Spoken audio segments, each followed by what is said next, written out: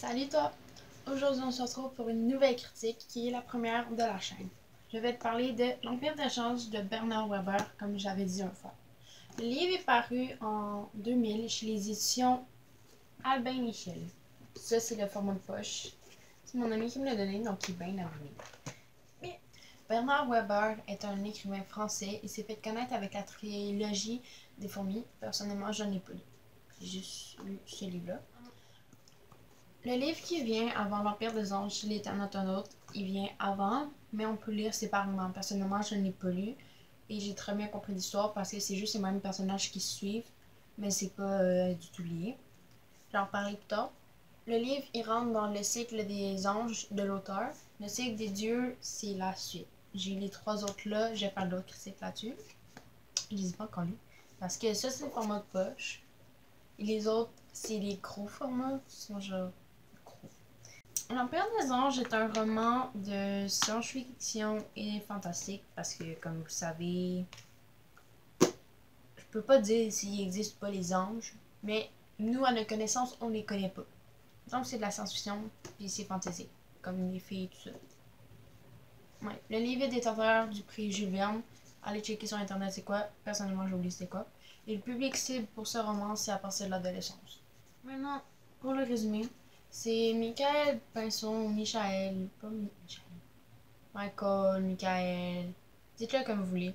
En tout cas, bref, mais c'est français, donc on va dire c'est Michael. Michael Pinson se retrouve au paradis suite à sa mort causée par l'écrasement d'un Boeing 47. Une fois au paradis, il se va attribuer 3 ans mortels. Grâce à des leviers, il devra les guider pour qu'ils deviennent à leur tour des anges. Est-ce qu'il réussira? Réussira-t-il? C'est ça que vous allez voir.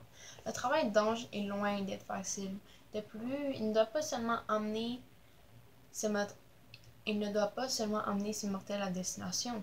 Il se donne aussi comme mission de voir au-delà du paradis.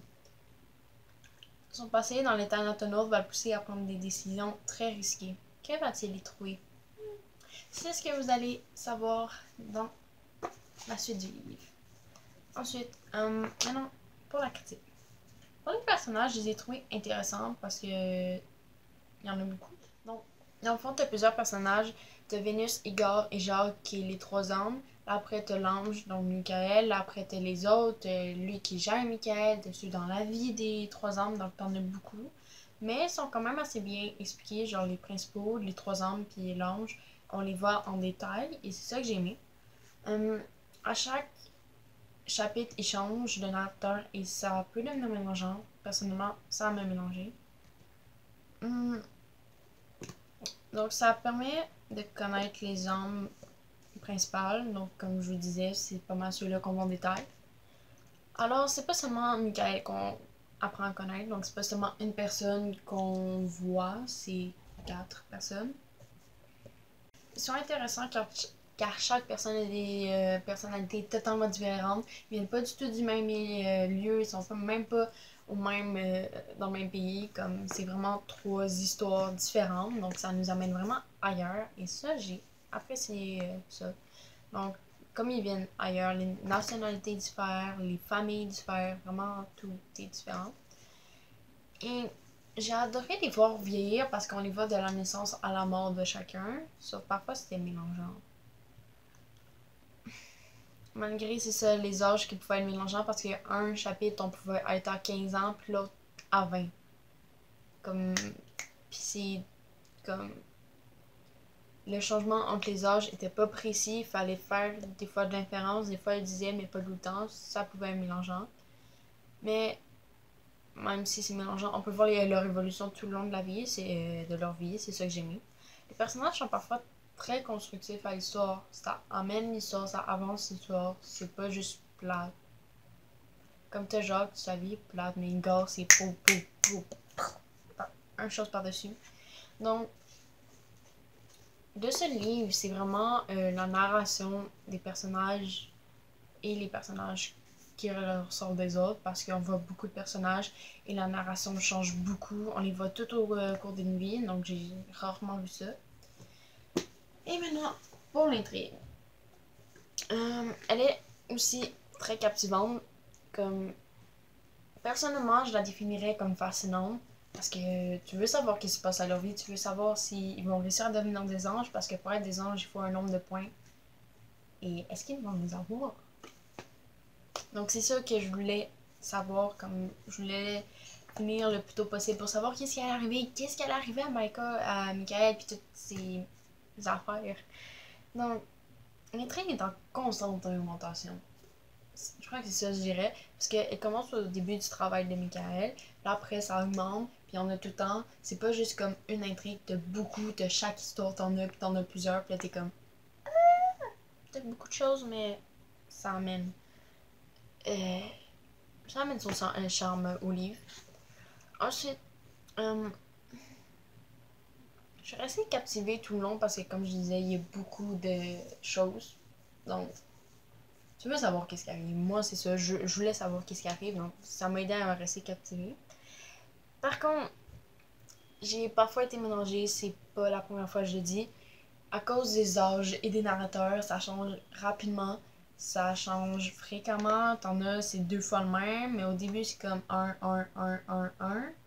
Après, ça peut passer genre 3 Vénus, 1 gars. Après, t'en as un, me semble, c'était 2 Jacques, puis t'en as un, il y avait 15 ans, l'autre 20 ans. Je dis ça à peu près parce que ça fait un petit bout que j'ai lu. Mais de ce que je me souviens, ça pouvait me mélanger, je devais juste vraiment porter attention au titre. C'est pas comme quand je lis avec seulement 2 narrateurs, je lis sans problème, sauf là avec 4 narrateurs différents. Puis en plus, il y en a 5 parce qu'il y a l'encyclopédie, donc c'est pas vraiment un narrateur, mais c'est quand même un chapitre sur ça. Donc là, c'est un autre. Malgré tout, l'histoire est très bien fondée. Tout le monde a le goût de continuer à l'histoire. Surtout l'intrigue parce que je voulais savoir les sorts de tout le monde. Disons ça de même. Je voulais vraiment savoir. J'arrête pas de le dire, mais c'est vrai. Si vous lisez, là, dites-moi si vous êtes dans l'intrigue autant que moi. Ou c'est juste moi. Puis aussi, pour moi, ça a changé. Qu'est-ce qu'il y a après? Ben, on peut pas savoir vraiment qu'est-ce qu'il y a après la mort. Mais quand je lisais ça, j'étais comme... Mais c'est tellement logique. C'est tellement logique. C'est juste comme... Wow. Ça a vraiment genre changé ma perception un peu. Je vais vous laisser lire le livre et vous allez peut-être comprendre ce que je veux dire parce que c'est ça. Ça parle beaucoup de la vie après la mort, les médiums, tout ça. Quand il fait pour arriver là, du suicide, ça c'est quoi, les âmes mortes, ça. En tout cas, aussi ça dépend de vos religions, parce qu'il y en a qui sont stuck sa religion, mais moi ça a quand même changé un peu ma perception. Ensuite, ben, revenons à l'intrigue. Je sais même pas, je parlais de l'intrigue et j'ai parti très loin. L'intrigue m'a beaucoup intéressée. Je l'ai vraiment pas trouvé prévisible. Comme je vous disais, il y avait beaucoup de choses, il y en avait plusieurs variantes. Donc, c'est ça. Comme chaque personnage en est la sienne, c'est pas prévisible. Je crois qu'ils se sont croisés, mais je suis pas sûre. Non, ils se croisaient jamais. La fin est très surprenante. Moi, ça m'a surpris. C'est comme, hein? Pourquoi? Autant j'étais perplexe que j'ai aimé.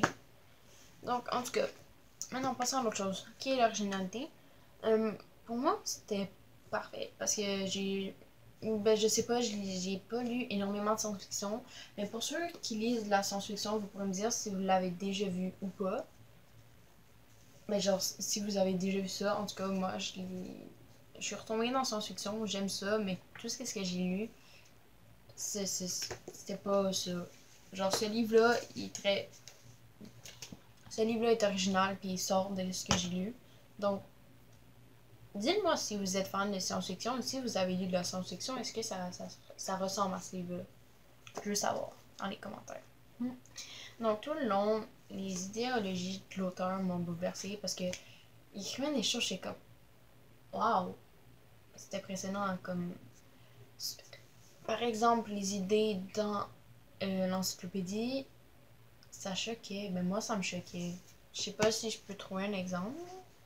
C'est juste comme la fin, ça finit sur croire. Croire ou ne pas croire, cela n'a aucune importance. Ce qui est intéressant, c'est de poser de plus en plus de questions.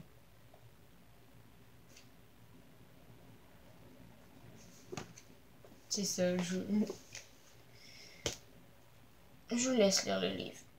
Puis c'est surtout la fin qui m'a laissé, qui m'a encore plus, que j'ai trouvé original. En tout cas, c'est la fin que j'ai trouvé le plus originale parce que ça laissait place à l'imagination. Parce que des fois, les fins comme ça arrête là, sauf là, c'est un peu vague. Je vous laisse voir. Pour moi, j'ai trouvé que genre chaque ligne avait une originalité différente. Je lisais, je me demandais d'où venaient toutes ces idées parce que c'est incroyable. Si vous écrivez des livres, j'en écris, j'ai de la misère avec un narrateur, lui, il y a 4 narrateurs dans la même histoire, t'es comme moi. Et vraiment, où il trouve ces idées, comme les idées qui m'ont donné le coup de dévorer le livre. Disons ça de même, ok? Sincèrement, j'espère que le livre va vous captiver autant de moi parce que moi, il m'a beaucoup captivé. Donc, c'est ça. Je conseille fortement le livre L'Empire des Anges. Sincèrement, ça me tente juste de dénicher les Thanatonautes et de lire la suite parce que ça fait depuis janvier, j'ai pas le temps de les livres, il faut que je me mette là-dedans, mais j'ai juste hâte de lire, sincèrement. C'est un livre parfait pour ceux qui aiment l'inconnu et le fantasy parce que tout ce qui a rapport à l'au-delà, la vie après la mort, c'est l'inconnu. Donc, je voulais dire c'est ça. Donc, dans les commentaires, dites ce que vous avez pensé du livre si vous l'avez lu, sans divulgacher l'information. Et proposez-moi des idées de livres parce que j'en ai toujours besoin de plus. Donc, c'est tout pour moi. Et bonne journée.